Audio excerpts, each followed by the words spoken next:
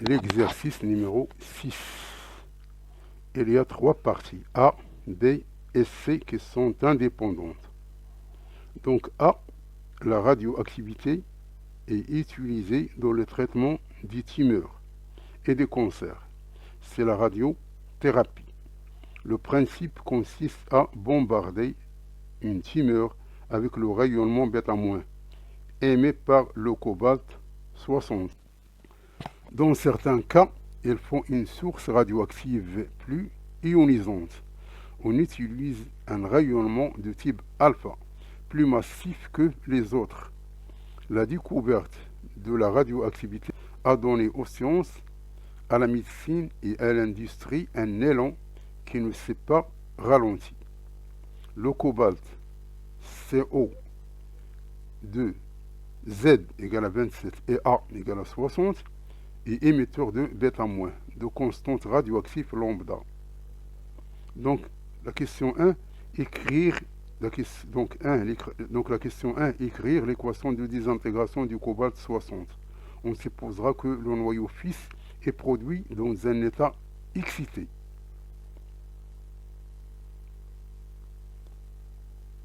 Donc on donne la constante d'Avogadro et la masse molaire atomique de cobalt. La question 2. Un centre hospitalier reçoit un échantillon de cobalt 60. Donc de 1, déterminer le nombre N0 des noyaux contenus dans l'échantillon de 1 microgramme à l'instant de sa réception de l'établissement hospitalier. La question 2.2, donner l'expression l'ion. Donc la question 2.2, donner l'expression l'ion dN, dt, lambda et n, dans laquelle n représente le nombre de noyaux encore présents dans l'échantillon à l'instant de date t, et dn étant le nombre de désintégrations pendant une courte durée dt. La question 2.3, on dit déduire l'expression de dn en fonction de dt, lambda, n0 et t. Donc le technicien du laboratoire est chargé de contrôler cette source tous les ans à l'aide du compteur. Il détermine le nombre de désintégrations qu'un échantillon radioactif produit par seconde. Ce nombre est appelé activité A, défini par A est égal à moins dN sur dt. Ça s'appelle l'activité. C'est-à-dire que A est égal à A0, l'exponentielle de moins lambda t. Donc la question 2.4, que veut littéralement A d'indice 0. La question 2.5, on trace à l'aide d'un logiciel approprié le graphe du logarithme de l'activité A en fonction du temps ln de A est égal à f de t. Donc voici la courbe. Donc exprimer ln de A en fonction de t, lambda et A0. A0 c'est l'activité initiale. 2.6, déterminer graphiquement la valeur de la constante de désintégration lambda en 1 sur 1. La question 2.7, donner la relation entre T1 donc le demi-vie, et lambda. La question 2.8, calculer T1 en secondes, on donne un an est égal à 3,156 10 à la puissance 7 secondes.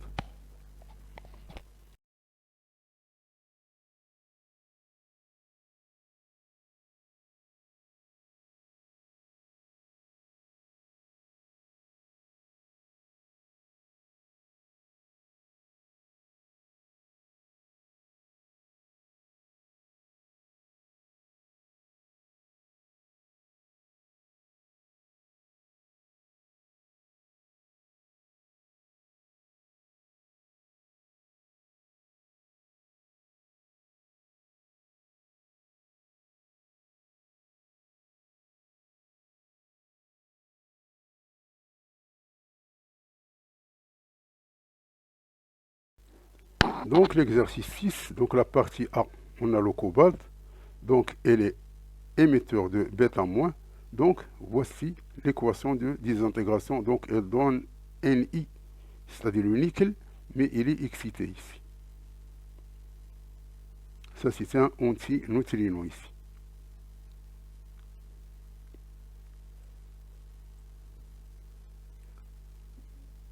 Donc l'étude de l'échantillon, donc on a M est égal à 1 microgramme, c'est-à-dire 10 moins 6 grammes. On a la masse molaire. Donc 1, 0 est égal à la masse sur la masse fois Na. Donc ça c'est connu, donc ça est égal à 1, 10 à la puissance 16 noyaux. Donc la loi de désintégration, c'est dn est égal à moins lambda n dt. C'est-à-dire elle va nous donner n de t est égal à 1, 0, l'exponentielle de moins lambda de t. Donc le nombre de désintégration, c'est dn désintégration, donc est égal à moins dn est égal à ce terme ici.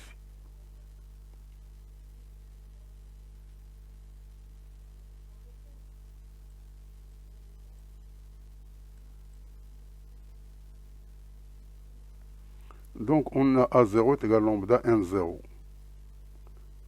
D'après la courbe, on a A de t est égal à A0 au moins lambda t. Donc ln de ce terme-là est égal à ce terme ici. Donc c'est une droite. C'est une droite de pente moins lambda. C'est pour cela que elle est de cette façon ici. Donc on va prendre 2 points pour trouver l'expression de moins lambda. Donc on va prendre 2 points par exemple, ce point-là et ce point-là. Donc tout simplement c'est la pente, donc on va trouver qu'elle est à peu près égale à 0,125 en moins 1. Donc T1 demi c'est ln de 2 sur lambda. Donc avec lambda est égal à cette valeur ici, on va trouver T1 demi. Donc on va convertir 1 an est égal à 3,156 10 à la puissance 7, donc on va le multiplier, on va trouver ce terme ici.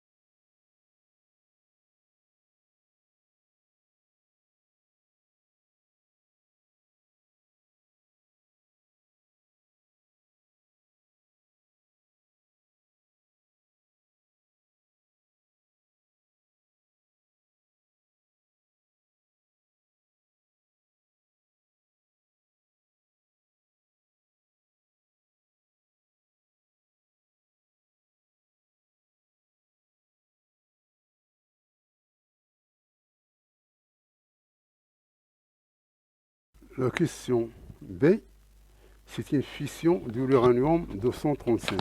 C'est un déchet radioactif subissant au bout d'un siècle. Donc la question 3, lorsqu'une particule alpha frappe un noyau de beryllium Be de Z égale à 4 et A égale à 9, un neutron est émis, écrit l'équation de cette réaction nucléaire d'écrire le nucléide restant. La question 4, lorsqu'un neutron frappe un noyau d'uranium U, Z92 et A235, il se produit une fission. Écrire l'équation de cette réaction nucléaire, c'est les produits de la fission sont le strontium et le xénon.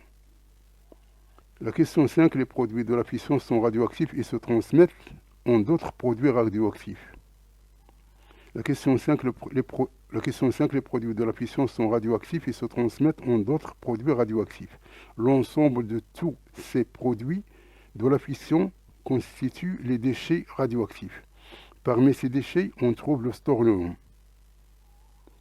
de demi-vie, 25 ans et le cesium de demi-vie 33,333 ans. Un déchet contient 8 mg de thorium et 8 mg de cesium. Quelle quantité en milligrammes de ces éléments reste-t-il dans ce déchet un siècle pendant 100 ans plus tard?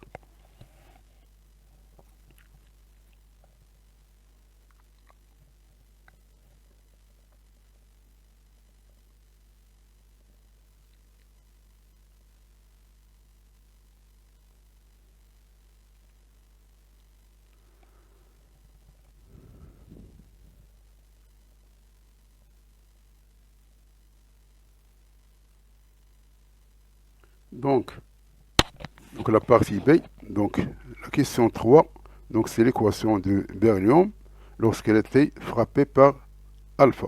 Donc elle va donner ici, donc ça c'est connu, donc 9 plus 4 c'est 13, et 12 plus 1 c'est 13, 4 plus 2 c'est 6, 6, 6, 6, 6. Donc ça, elle va donner le carbone 12. Donc c'est le carbone 12.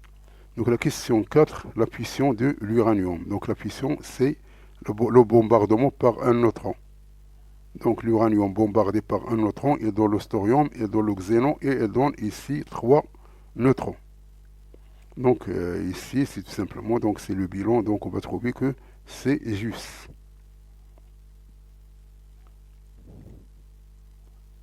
Cinquièmement, la quantité restante après 100 ans. La quantité restante. Donc on a la loi m de t est égale à m0, l'exponentielle de moins lambda de t. Donc l'exponentielle de moins lambda de t se transforme en 1 demi à la puissance t sur t 1 demi. Donc concernant le thorium, 90, on a t 1 demi est égal à 25 ans. Donc combien de demi-vie? C'est-à-dire on a n, elle est égale à 4 demi-vie. C'est-à-dire que ceci, on va remplacer t sur t 1 demi par 4. On va trouver que ceci, donc on va remplacer M0 par 8, puisqu'ici on a 8 mg, 8 mg. Donc ici, donc M de SR de strontium, elle est égale à 8, c'est-à-dire M0, 1 demi, et T sur T 1 demi, on va la remplacer par 4. Donc ça nous donne 0,5 mg. Pour le cesium, on a T 1 demi est égal à 33,33 ans. Et on a n, il est égal à 100, c'est toujours 100 ans, divisé par 33,33, ça nous donne 3 demi-vie. C'est-à-dire on va remplacer t sur t 1 demi par 3. Alors ici, on va voir 8 sur 8, c'est égal à 1 mg. Donc ce qui reste en thorium, c'est 0,5 mg, et en cesium 137, elle va rester 1 mg.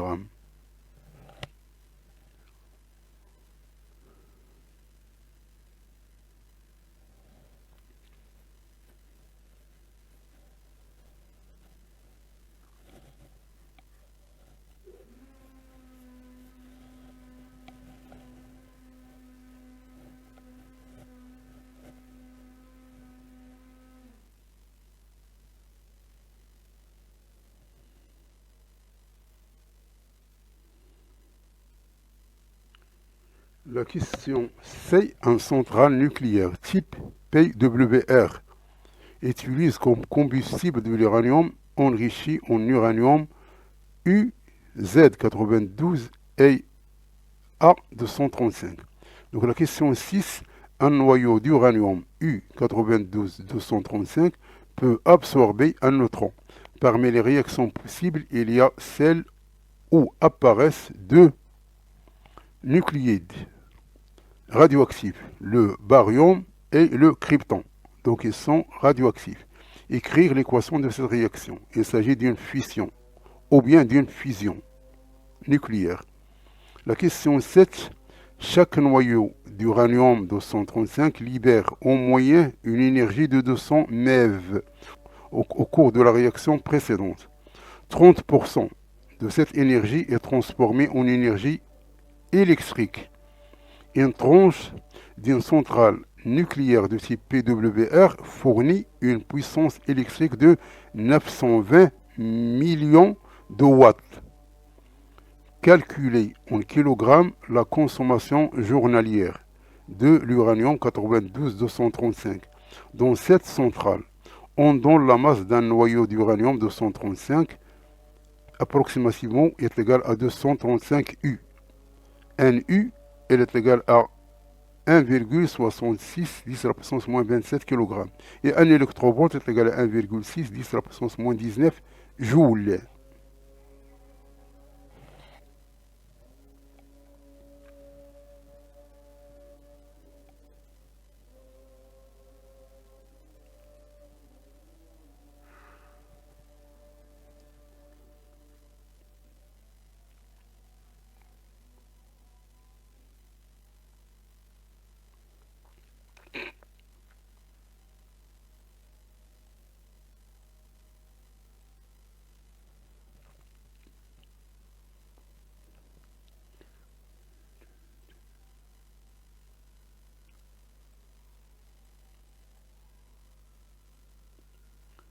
Donc la question 6, on a une fission, c'est-à-dire on va bombarder l'uranium par le neutron. Voici les produits, ça c'est les réactifs, ça c'est le produit. Donc ici on a 141 plus 92 plus 3.1, donc on a ici 141 plus 92 plus 3 fois 1, ça nous donne 235. Et on a ici 56 plus 36 plus 3 fois 0, ça nous donne 92. Donc il s'agit d'une fission nucléaire.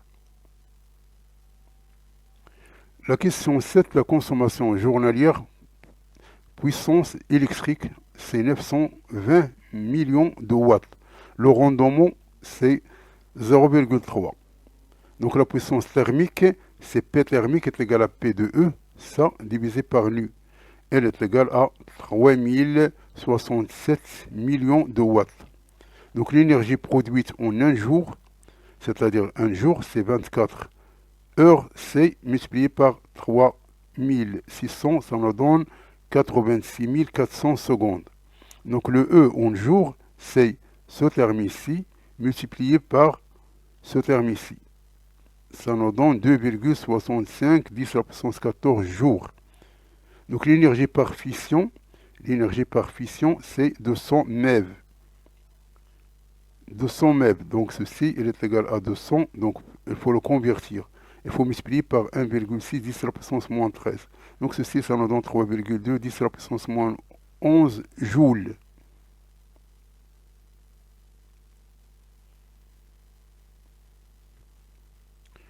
Et le nombre de fissions, Cn, est égal à E de jour sur E de fission. Donc ça nous donne 8,28 10 à la puissance 24. Donc maintenant, combien elle consomme de l'uranium par jour? Donc la masse, c'est N fois 235 U. Le U, on va le remplacer par 1,66 10 à la puissance moins 27. On va trouver qu'elle consomme 3,23 kg par jour de l'uranium.